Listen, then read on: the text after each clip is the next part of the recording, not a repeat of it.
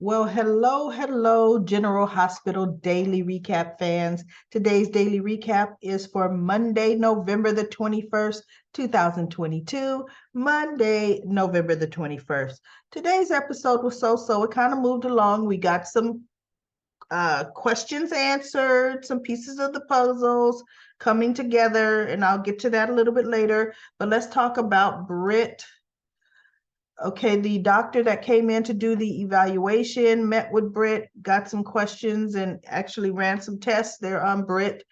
And she was really trying to pin down with Britt, like maybe how many years ago was she feeling certain symptoms. And Britt was thinking it wasn't years ago when she was on the run, but once she was truly talking to the doctor, and the doctor was saying the symptoms that you're having now are later stage symptoms. So you had to have been experiencing some of these others like 8 years ago. And she would say, did you have problems doing this? Were you suffering from this, and this? And she's like, well, I was in prison. So yes, I was depressed, had problems sleeping. Then she was on the run with her friend. She goes, so yeah. So she goes, those could have been symptoms, the onset of it years ago. So she goes, but I'll need to run some tests. So Austin was, right there with Britt. See, even though it's a sickness crisis, they just relate to each other so much better. They just really, really do.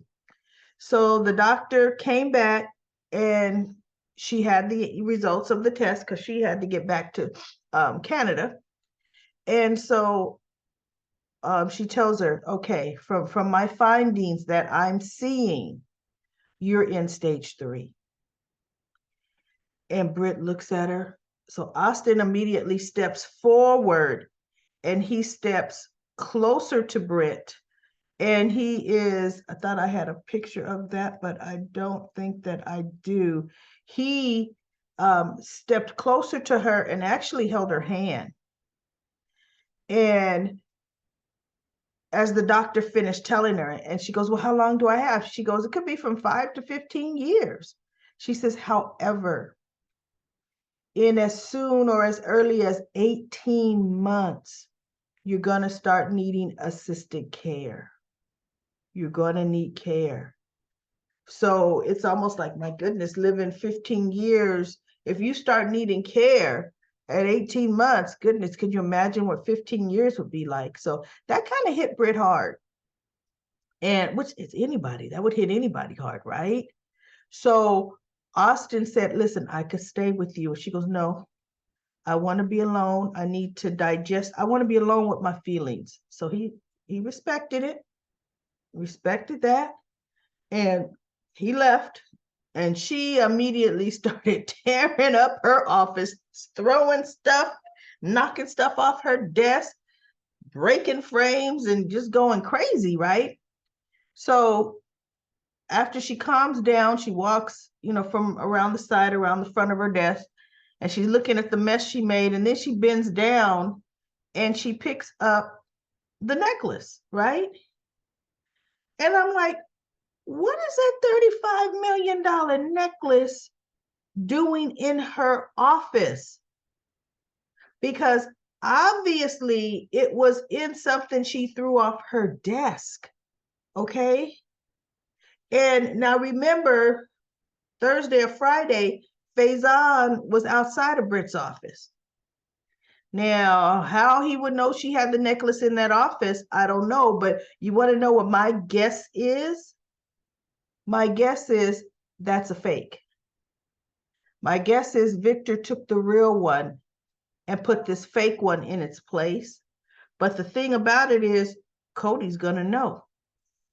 Because remember, he did the mirror test with the diamonds. So as she's on the floor holding this necklace, because she goes, yeah, Peter, your father, look at what our dad left you. Look at what our dad left me, and then look at what he left you. And she's holding the necklace, right? So of course Cody comes in. Of course, Britt, as he's looking at the net, Britt, And so earlier, Cody was at the Metro Court talking to Scott, saying, I may be coming into a lot of money. And then he tells Scott about the necklace and everything else. And Scott says, isn't it interesting? You come to town, Dominique's son, Leopold's son, you happen to be set up with, through this app, with Faison's daughter, okay? And now there's a necklace that's coming into play that has something to do with Peter August, Faison, and then your dad. So he goes, that sounds fishy enough to me. Like none of this was a coincidence or an accident where you're concerned. Scott doesn't trust him, and Scott shouldn't trust him. Scott has his number, okay? Keep that number, Scotty, because you right. So anyway, look, the way Britt's feeling, I wouldn't be surprised she throws the necklace to him and said, keep it. I don't need it. It's like, what am I going to do with it? Keep it. But we'll see. We'll see what she does with that necklace tomorrow. Okay, so then we also have Carly and Drew talked. I fast forwarded them because, we're not supposed to see each other. Somebody might see us. And then Olivia runs into them, so they're playing it off like they happen to run into each other, which they did. They happened to run into each other. They actually did.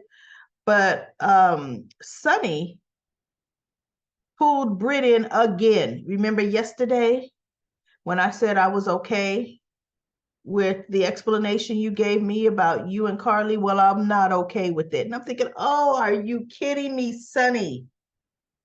She does not need to know about my business and can get information.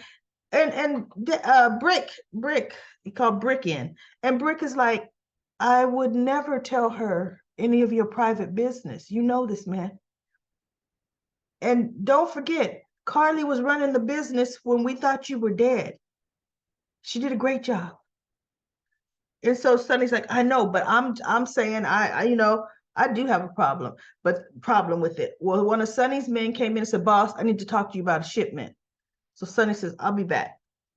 So he leaves. Brick takes out his phone and he texts Carly.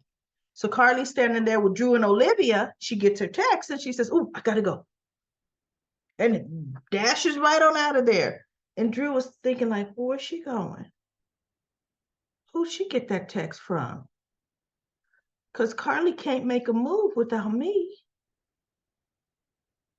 And before that, he was saying, hey, Willow is going to start looking for this. This concerns us.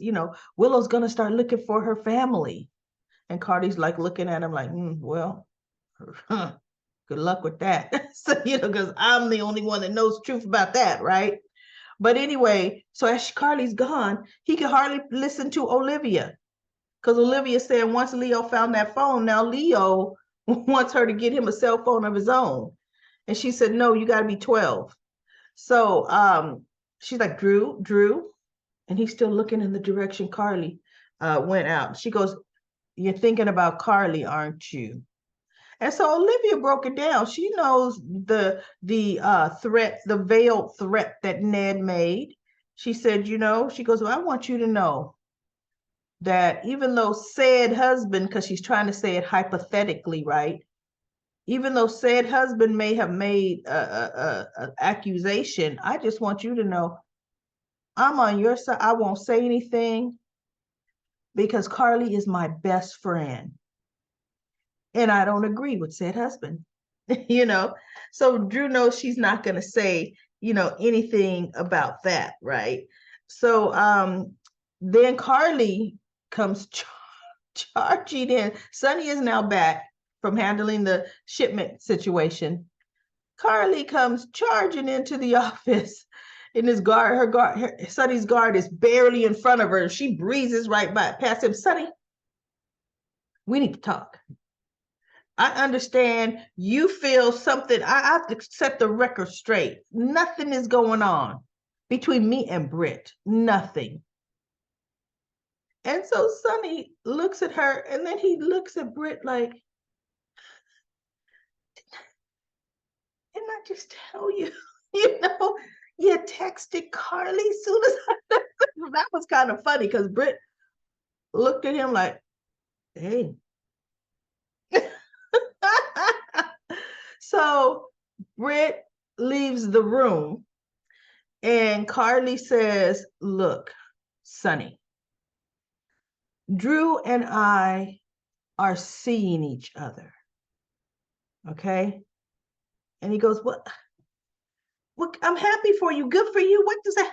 She goes, and so the whole situation with the stock, we could be in trouble with some insider trading. I have Britt checking out some information for me, so I know where we stand. So I don't want to get in trouble. And Sonny's like, well, like almost like, well, that's all that had to be. Look, okay, now I know.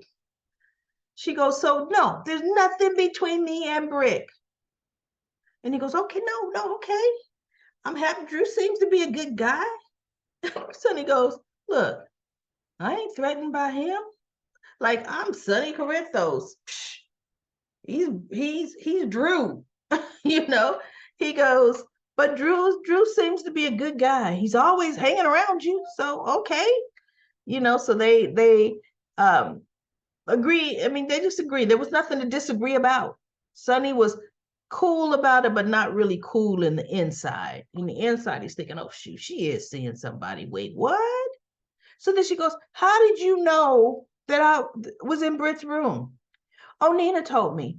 She saw you go. She goes, see, Nina, she can't wait to stay in my business and stir up. No, Carly, don't even worry about it. Look, everything's okay. Everything's cool. She goes, no, but why does she have to feel she's in my business?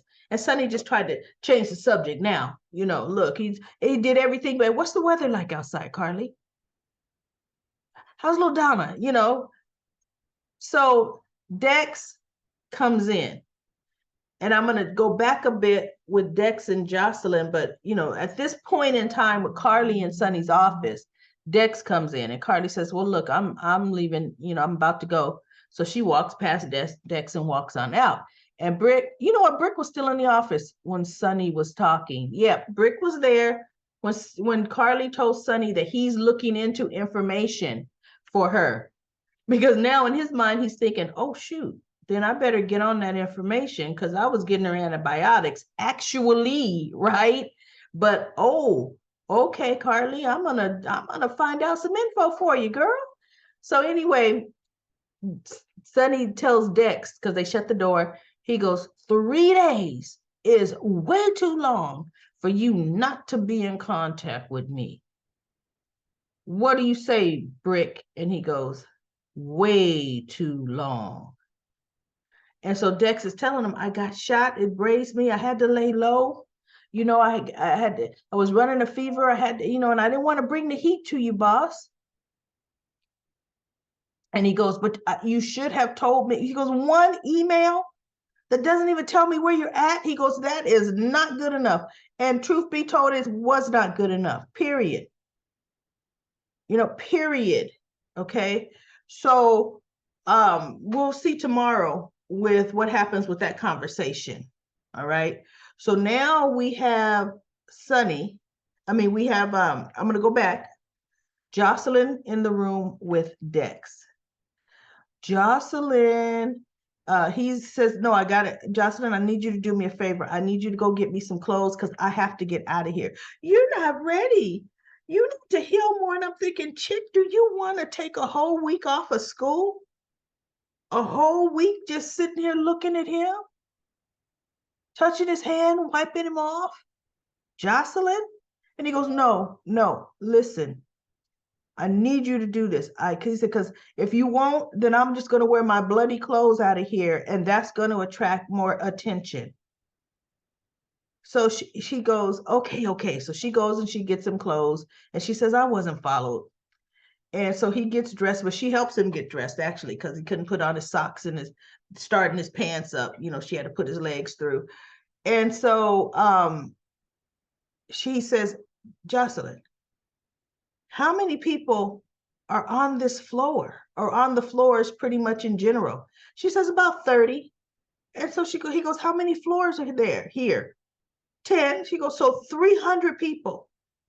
He said, there's a chance that 300 people, somebody can come into your room or find out that I'm here. He goes, I need to get out of here. See, Jocelyn does not think. She doesn't think at all. So she goes, I'll help you out. He goes, no, you can't help me out because then they'll know I was with you. He says, I need to walk out on my own because nobody will know where I belonged. People won't know. It's daytime. He could just be a visitor. He could be walking through. He could be anything. So she goes, well, let me at least drive you. He goes, no, I can get where I need to go. So, of course, he grabs her and kisses her. And first she had his bag in her right hand as he's kissing her. But then she drops that bag and wraps them arms around him and gets all into that kiss. And I said, there you have it. Goodbye, Cameron, right? Bye-bye, Cameron, because once she kissed Dex, she ain't really never going to go back. And so when Dex leaves out the room, she's, outside her dorm room door, and she's looking at him walk away, all dreamy-eyed, like, oh, So Carly leaves Sonny's office and comes back to Jocelyn's dorm. And Jocelyn is cleaning up, the sheets that he was laying on. Michael shared his clothes. And so when she opens the door, she tells Carly, Dex is gone. Carly says, I know, I just saw him coming into Sonny's office. And Jocelyn's like, I did all of this for him to go over there. I risked my life. Well, she didn't risk her life. I risked everything to help take care of him. And he goes running back to Sonny. And Carly looks at him. She goes, Dex is working for Sonny out of choice, Jocelyn. That's his choice. And he wants to work for Sonny. And there's nothing you could do to stop that. And so she just, and so she says, well, look, I'm going to need to use I forgot the little pit, the fire pit outside, or because, to burn these sheets and these clothes. And Carly says, all right, come on, let's go.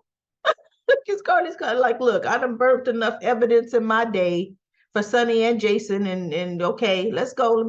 Let Mama show you how to really do it, because we got to douse it right. Okay. Mother and daughter clean up crew, right? Clean up crew. So then we get to the good stuff. The good stuff is Robert talking to Holly, right? And he tells her, you're going to have to tell me the truth. And it has to, just like pulling teeth. Well, Robert, you see, I didn't want to do it, Robert. He was forcing me. Victor was forcing me to do this, Robert. I think it tell him what to, girl, And then we had this story about he shot her sister right in front of her to put her in line. And I'm thinking, how do you know that was your sister? Because she had the flashback.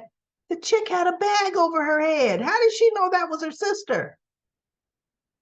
Just like she said, because she told Robert how she impersonated Anna, when Victor was working at the WSB, they perfected the technique of, cloning someone's face and having the facial prosthetic to look like that person, right? So even if it was her sister, or she thought it was her sister, it could have just been some unfortunate Joe Blow woman that Victor put a fake mask on, right?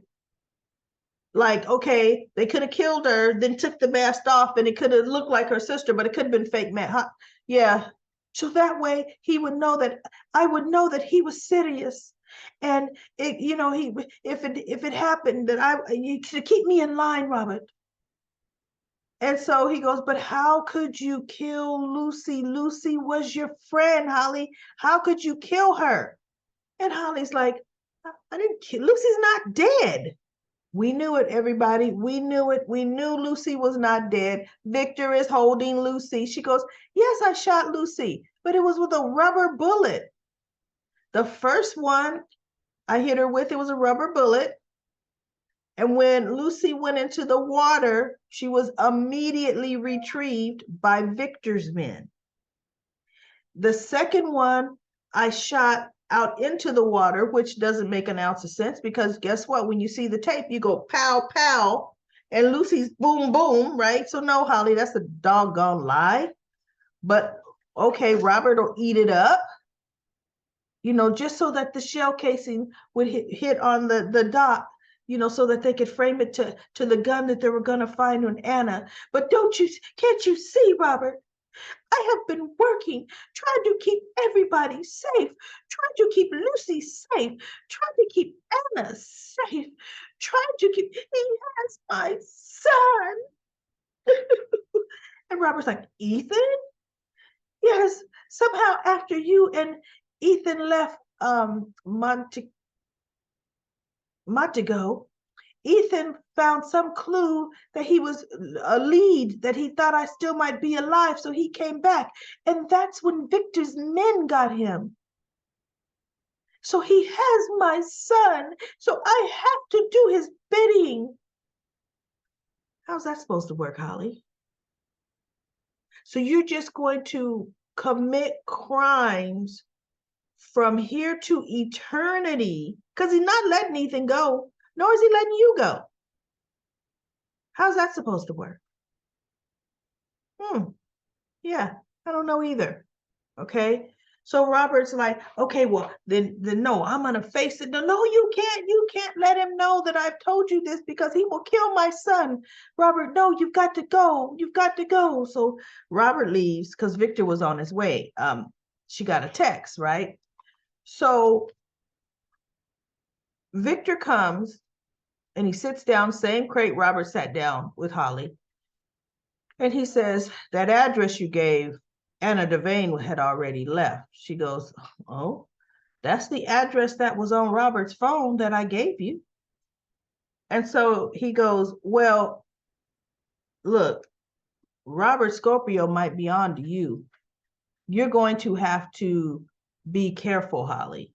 He might be on to you. And she looked at him like, oh, okay, whatever. Now I'll be careful. So anyway, now it's out. Now what's allegedly and what's interesting to me, she goes, I'm trying to keep everybody safe. She was trying to get Anna put in Pentonville because that's what Victor wanted, where Anna was going to be killed. How is that? I'm trying to keep everybody safe. How is that? And I do believe there's more to the story that Holly told that we just don't know about, because I'm not just buying all that. I'm really not buying it at all. Seriously. And I don't know, how do you all feel about that? Yeah, we kind of were guessing a lot of this, but no, it's still not ringing true. It truly isn't. So now I'm going to go to comment corner. But one thing that I want everyone to notice or know, you may have all gotten an email from YouTube. And YouTube is telling you that they're going to what's called YouTube handles. And you need to choose a handle, because it used to be when I would see like one of our wonderful recap commenters would always go by the name of Hello There. Well, now it's gone. What I see on my end, because I own the channel, I see it's like at the at sign and a name. Now, some names I always remember because that's the name I've always called you. But other names, I'm thinking these are new commenters, and they've actually been some of our old ones, but their name that they had selected that they've been using was replaced because they haven't picked a handle yet. So I need everyone to, there's a video, YouTube put out a video on how to pick your handle and where to go to change, to select a handle to see if the handle's available. If you don't pick your handle, I think by the end of this month, or it may have actually been by the end, by the end of this month, YouTube will pick a handle for you. So you may want to try to go see if your favorite name is available to pick a handle. So I'm going to breeze right through these comments. User said, could Colleen Henry, Maggie, be the hook killer and Esme's mother? In 2006, she was Spencer's nanny, and she was also a killer. She became obsessed over Nicholas and Spencer, and she kidnapped Spencer, but Nicholas and Emily rescued him. And she went to Ferncliff where she was with Ryan. Maybe. See, you see how you remember something and it was tied all in? It could be. Could be. And then, you know what? I'm not going to say that name because some people want their actual names to be private. What I'm going to do is unless I know it's a name I've said before, I'm going to say your name, but otherwise I'll say, another recap fan wrote, Tyler Christopher, he would be great to come back as Nicholas. That would be awesome. You are right. And then LaShanta said, Gladys ain't nothing. She's going to spend all of Sasha's money. Sonny is a joke. Miss Wu would not have tried the old Sonny, tried to, take advantage of his family. Ooh, that's war, right? But that's going to be war with this Sonny because this Sonny, the old personality is starting to slowly come back out. But when you turn against your family, she smells weakness. Sonny hasn't turned against his family. His family's turned against him because they didn't accept his feeble excuse for, but I'm in love with Nina now. Sonny's too busy having ice cream with Nina than doing any business. And then Cindis said, Georgie obviously sees in Austin what Maxie does not see. Still, the child should be taught how to handle negative feelings without being a brat. It's not all Georgie's fault because Maxie rarely seems to spend time with her children. And except for Nathan, Maxie has horrible taste in men. Spinelli had custody of Georgie for most of her younger days and should have taught her manners. I know, right? Sydney also says, I don't know how Valentine and Anna enjoyed any romantic encounter at the safe house under those current conditions. But I guess as spies, they learned to make the most of whatever time they had in a given situation. I think so too. And then Cindy also said, there's been an inference that Dante did something in his youth and Cody took the heat for it. We shall see, because Cody keeps wanting to bring something up. Several weeks ago, there was a spoiler that said Dante forced himself on a girl when he was young, but I don't think Dante would ever do something like that then or now. Not even if he was drunk. You know what? I didn't hear that, but no, that does not seem to be Dante's personality now. He's too straight and narrow cop, right? And then Patricia says, what if Dante's secret involved a woman or a child? I was thinking Dex was Sonny and Brenda's or Sonny and Lily's son. But what if he is Dante's son? Dante's not old enough to have a son Dex's age at all. Oh, well, I guess you're right if you're saying something about something happened when he was 15. Yeah, I don't know. I don't think so. Dex is now a main important character, and I think the writers will link him to a main Port Charles family. I know, why do they always have to do that? And then Sandy says, Georgie knows more than her mother. She can see Austin is not the one for Maxie. It's about time Robert can see what we all see, that Holly is working with Victor. You're so right. LaShanta says, agent and deputy mayor and assistant ADA Arden are on Victor's payroll. I know, doesn't he pretty much own all of Port Charles? And then Ruth says, very lovely. Oh, I don't understand your comment there, Ruth. And then we've got Lisa says, if Gladys spends Sasha's money in that poker game with Miss Wu, Sunny will go after her and Miss Wu. She sure will. I mean, he sure will. I am probably sure that Victor has Ethan. You were right. Victor has Ethan and using Holly to for his doings. That is how Victor keeps control. Nicholas and Esme question mark. No, she wants money. And it could be quite a poker game if the writers do it right. Enjoy the comments. Daily Recap Lady, have a peaceful night. And then we have LaShanta also said, Cody Bell is lying to Max Scorpio. Yep, that is his father. He just wants to get a hold of that money.